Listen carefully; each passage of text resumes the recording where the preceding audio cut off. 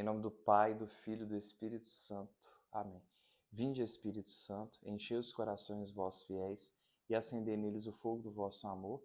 Enviai o vosso Espírito e tudo será criado e renovareis a face da terra. Oremos, ó Deus que instruíste os corações vossos fiéis com a luz do Espírito Santo, fazei que apreciemos retamente todas as coisas, segundo o mesmo Espírito, e gozemos sempre da sua consolação, por Cristo Senhor nosso. Amém. Pai, do Filho e do Espírito Santo. Amém. Oi, pessoal, sejam bem-vindos ao nosso canal mais uma vez. E, como é de praxe, eu quero pedir para vocês que enviem este vídeo, este conteúdo aos seus amigos, nos seus grupos aí do Instagram. Me adicionem no Instagram também, Vinícius Dias. Postem lá, repostem, por favor, o story, né? Nos stories de vocês, aquilo que eu posto no feed, nos ajudando, né? Para que esse conteúdo possa chegar, então, a mais pessoas, né? Aquela pessoa que você quer que às vezes se converta, que venha para a igreja. Eu te convido a enviar este conteúdo para essas pessoas, né? Fazendo esse conteúdo chegar a mais pessoas, né? Que nos ajuda, então, e também você evangeliza de uma maneira tão simples. Nós queremos hoje conversar, então, sobre o Espírito Santo. Né? Nós vivemos, então, o domingo, agora o último domingo foi o domingo de Pentecostes. Nós vivemos, então, a quaresma, nos preparando, então, aí, revivendo os 40 dias com Cristo, que ele ficou no deserto se preparando para a sua entrada em Jerusalém. Vemos o domingo de Ramos, celebrando a sua entrada em Jerusalém. A quinta-feira do lava-pés, a sexta-feira da paixão. Passamos, então, pelo sábado da aleluia e pela Páscoa da ressurreição. 49, 50 dias depois, nós celebramos então Pentecostes, que é quando os discípulos estavam reunidos então e vem sobre eles o Espírito Santo. Jesus morreu, Jesus ressuscitou, aparece então a alguns discípulos, né, na verdade há muitos discípulos ressuscitados, depois ele retorna para o céu, mas avisa, não vou deixar vocês sozinhos, enviarei então o Espírito Santo. Esse Espírito Santo então que é enviado, há uma experiência profunda, uma experiência sobrenatural. Estavam os apóstolos juntamente com a Virgem Santíssima e o Espírito Santo vem sobre eles. Eles estavam ali fechados em um lugar e depois saem vivendo aquele fenômeno, então, né, da glossolalia. Cada um falava em uma língua de um determinado país, um determinado idioma, e as pessoas que estavam ali entendiam aquilo que eles falavam. Né? A pessoa que não sabe grego estava falando grego. O que não sabia hebraico falava hebraico, e assim sucessivamente. O que não sabia latim falava latim, proclamando as maravilhas de Deus. É um fenômeno sobrenatural, não se tem notícia de que isso tenha acontecido novamente na igreja, mas para nos mostrar a ação poderosa, a ação sobrenatural desse Espírito. Espírito Santo que nos guia, que guia a igreja, que guia então a nossa vida. Nós somos mais de 2000 anos de igreja católica. E se temos uma ação e uma prova de que esse Espírito Santo está conosco enquanto igreja católica, é porque entra guerra, entra ano, sai ano, e a igreja permanece. Né? Papa Francisco, Papa Bento XVI era o último Papa, depois o último Papa ia ser o Papa Francisco, agora o Papa do Apocalipse é o Leão XIV. Né? Então, estamos aí. Né? Estamos aí, permanecemos. Porque só Deus para fazer uma instituição terrena durar tanto tempo. O Império Romano já se foi, nações começaram e terminaram, impérios começaram e acabaram, mas nós permanecemos enquanto Igreja Católica, porque há um Espírito que nos guia, que nos move, que nos direciona, enquanto Igreja Católica e na nossa vida pessoal. Então é necessário que a gente busque viver essa intimidade com este Espírito Santo, através de uma vida reta, buscando ser de Deus, buscando os sacramentos da igreja, buscando estar em Deus, buscando a vida de oração e tentando viver, buscando prever aquela vida teológica, trazendo Deus para a nossa vida, rezando, invocando o nome do Senhor. Né? Se nós proclamamos que Jesus é o Senhor, nós o fazemos pela ação do Espírito Santo. Buscando então essa vida sacramental, uma vida digna, uma vida correta, com boas práticas e sempre fazendo aquilo que é bom, aquilo que é agradável ao Senhor. Pois bem, o Círio Pascal foi apagado, né, porque agora essa chama, né, a chama então do Espírito Santo, a chama que é Jesus, mas a chama do Espírito Santo, ela vive então em nossos corações, né? Então a gente vai na igreja agora e o círio já não está mais aceso, ficou aceso apenas nesses 50 dias aí até a vinda, até essa experiência de Pentecostes. Pois bem, dizer que o Espírito Santo, ele nos dá os seus dons, né? Nós temos os dons infusos e efusos, os dons que nós recebemos então no batismo, para então a nossa santificação. E nós temos os dons dados também pelo Espírito Santo, mas que são dons de serviço. Aqui já tem uma questão importante, né? Porque algumas pessoas negam a existência desses dons sobrenaturais, dizendo que não existe isso de nenhum modo, negando mesmo a existência, o que isso não é bom, não é positivo, isso na verdade não é verdadeiro. O que diz o apóstolo Paulo, né? 1 Coríntios, capítulo 12, no versículo 7. Cada um recebe o dom de manifestar o Espírito para a utilidade de todos. A um Espírito dá a mensagem de sabedoria, a outro a palavra de ciência, segundo o mesmo Espírito. A outro mesmo Espírito dá a fé, a outro ainda, o único e mesmo Espírito concede o dom das curas, a outro o poder de fazer milagres. A outro a profecia, a outro o discernimento dos espíritos, a outro o dom de falar em línguas e outro ainda o dom de as interpretar. Mas é o único e mesmo Espírito que isso tudo realiza, distribuindo a cada um os seus dons conforme lhe apraz. Então, o próprio apóstolo Paulo aqui já nos fala acerca desses dons, que são dons para o serviço. Qual o ponto importante aqui? Verificarmos isso na realidade. A quantidade de pessoas que têm experiências com Deus a partir dessas manifestações, digamos, sobrenaturais, pela ação do Espírito Santo é muito grande. E você vê que, assim, para essa pessoa ter essa experiência por outra via, talvez fosse um pouco mais complicado, um pouco mais difícil.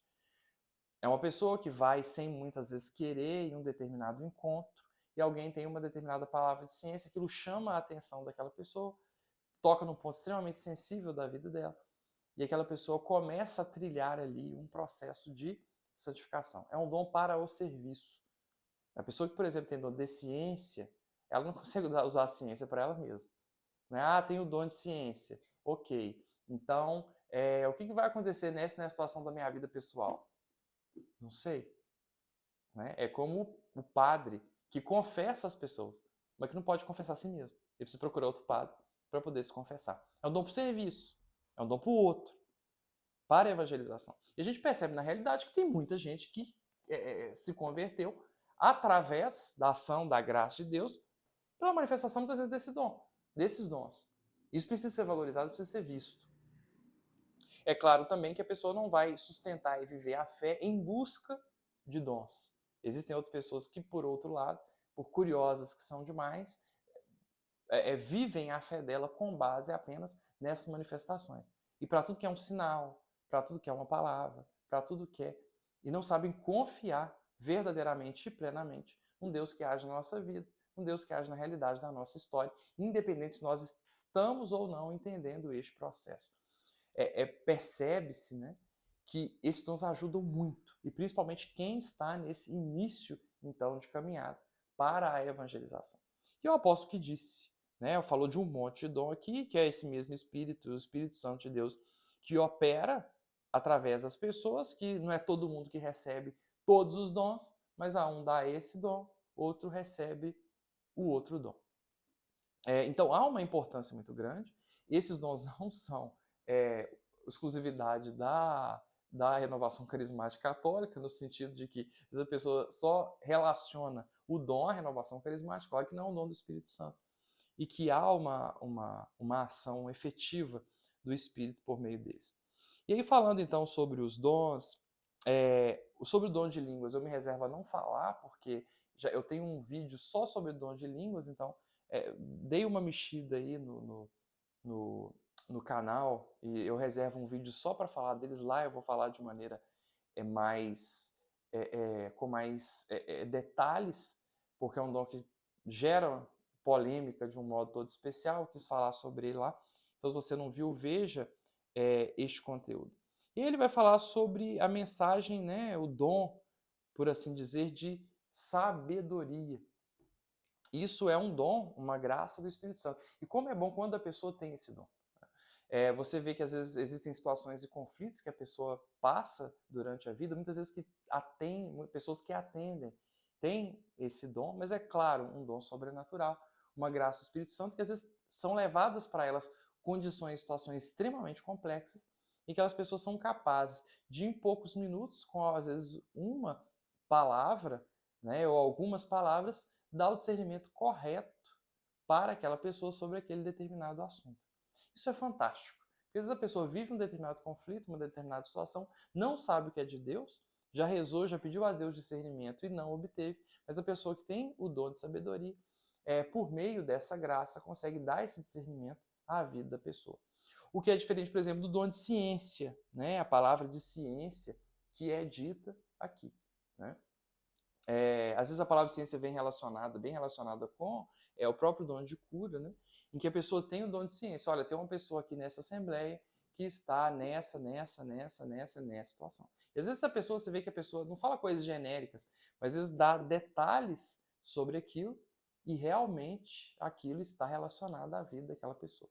Quem tem vida de igreja, principalmente aí na realidade de grupo de oração, já viveu isso, ou pelo menos já viu muitas pessoas referirem isso, né, em condições que não é possível ser autossugestão.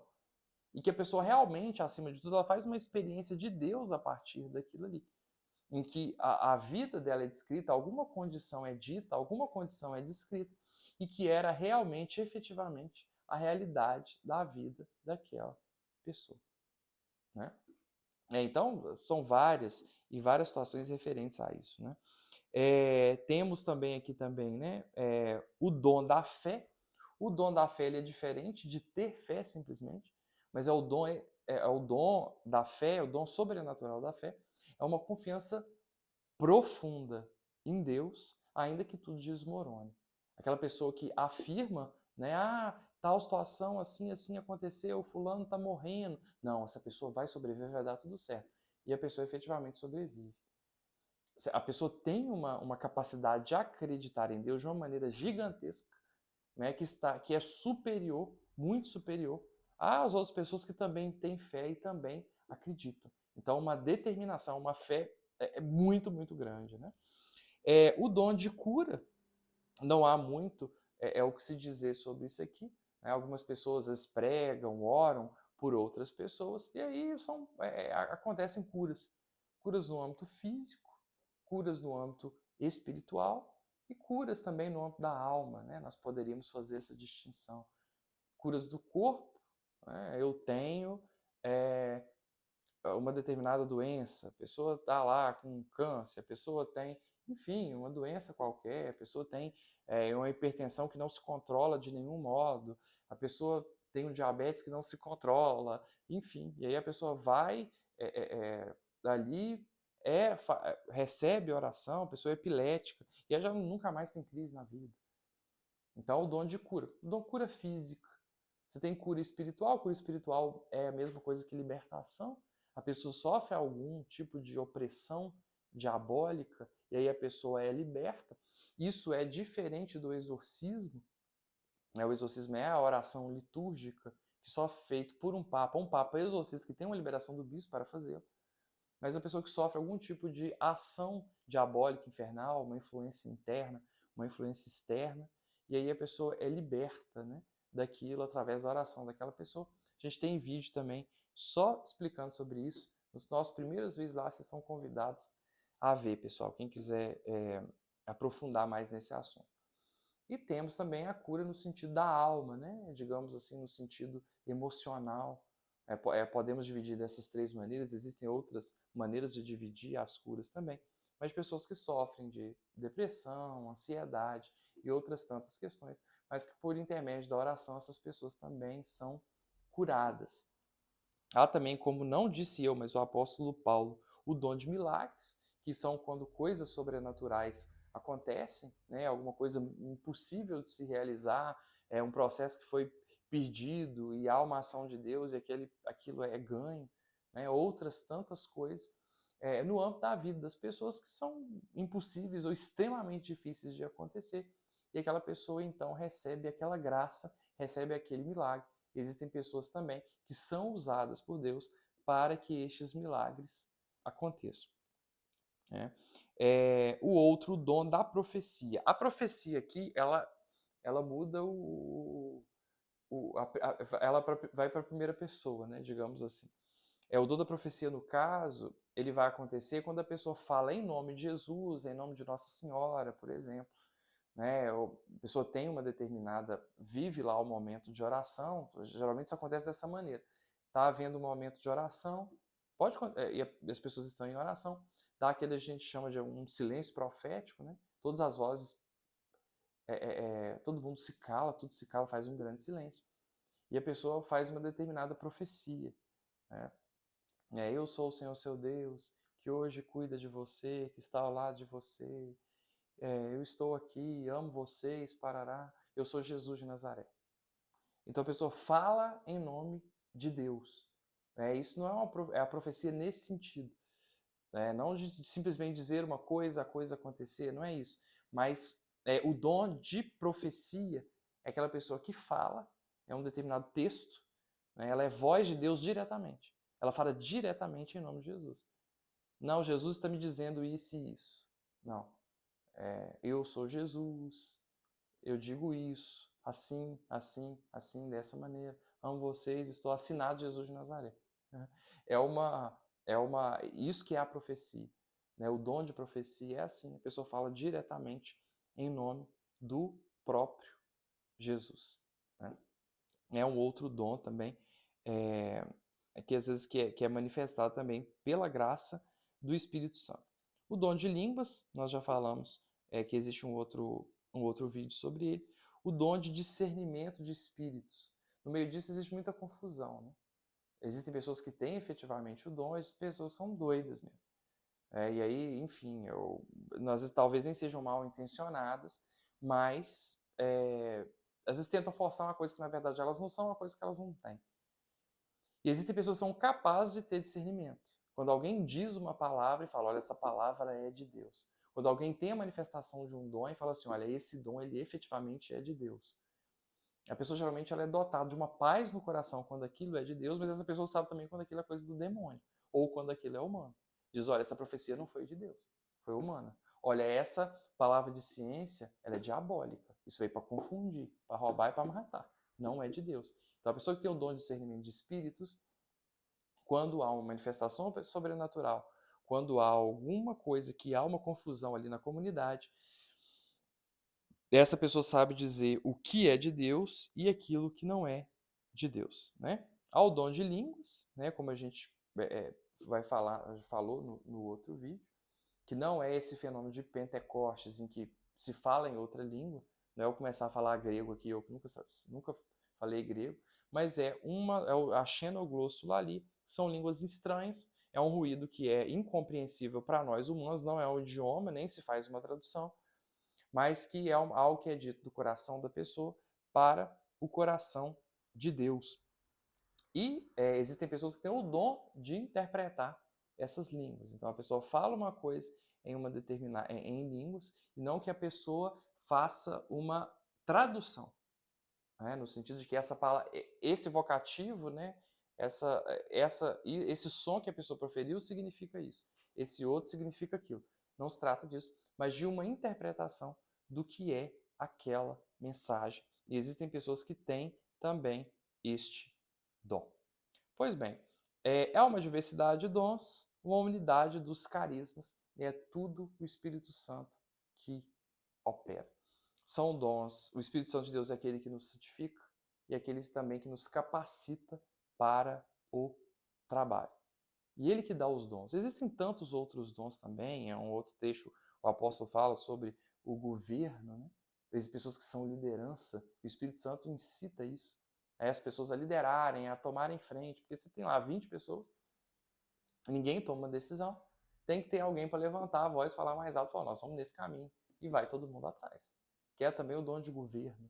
É aí o Espírito Santo que manifesta, que age, que faz a nossa igreja permanecer por essa manifestação da sua graça. Né? E o Espírito Santo ele está presente, ele age. É necessário que a gente fique atento às suas manifestações. Mas claro, nossa fé não depende disso, não depende de manifestações sobrenaturais. A gente não está atrás de Cristo por causa dos sinais, não está invocando o Espírito Santo pelos sinais que ele pode fazer, pelas graças que ele pode fazer. A gente não está procurando prova da existência do Espírito Santo ou tampouco uma relação interesseira, né, para que ele venha resolver nosso problema. Não se trata disso, mas esse dom ele é muito importante no sentido do trabalho, de auxiliar, de ajudar a comunidade, né, no processo de conversão, de transformação da vida das pessoas. Então também esse equilíbrio aqui ele é necessário para que a gente não despreze aquilo que é do Espírito, porque isso seria grave, né? Mas não é para dizer também que tudo é manifestação sobrenatural e nem que a gente vai viver uma fé que dependa necessariamente de sinais e de prodígios. Amém? Envie este vídeo aos seus amigos e faça a mensagem chegar ao Espírito, a mais pessoas. Que o Espírito Santo de Deus possa vir sobre nós, sobre os nossos corações, sobre a sua vida, sobre o seu trabalho. Que ele possa te inspirar, te dar força nessa luta, nessa caminhada diária da nossa existência, nesse nosso drama existencial, nas dificuldades, problemas que nós temos todos os dias. Invoque o Espírito Santo todos os dias. O seu patrocínio, a sua ação, o seu discernimento. Peça a Ele que venha sobre você e sobre a sua vida a todo momento. Ao longo de todo dia, faça pequenas jaculatórias. Vem Espírito Santo, vem Espírito Santo, vem Espírito Santo. E permaneça que esse Espírito vai te guiando, vai te fortalecendo. Nos momentos de tentação, ao invés de ficar olhando e pensando em pecado, invoque o Espírito Santo. Quando você tiver pensamentos ruins, ao invés de analisar os fundamentos daqueles pensamentos negativos, ruins, diabólicos, de tentação que você tem, invoque o Espírito Santo. Confunda a ação do mal. Se o mal te inspira maus pensamentos, invoque o Espírito Santo, que você prejudica o mal 2 vezes. E peça a ação, a graça desse Espírito Santo sobre a sua vida, sobre a sua história, que te dê a graça e o discernimento. E a busca de uma vida santa, uma vida reta, uma vida em Deus, o abandono na ação, na graça desse Espírito sobre a sua vida. O Espírito Santo precisa ser invocado todos os dias. Ele é o nosso amigo, ele quer estar ao nosso lado, mas ele precisa de um convite. Só você fazer que ele virá. Glória ao Pai, ao Filho e ao Espírito Santo, como era no princípio, agora e sempre. Amém. Em nome do Pai, do Filho e do Espírito Santo. Amém.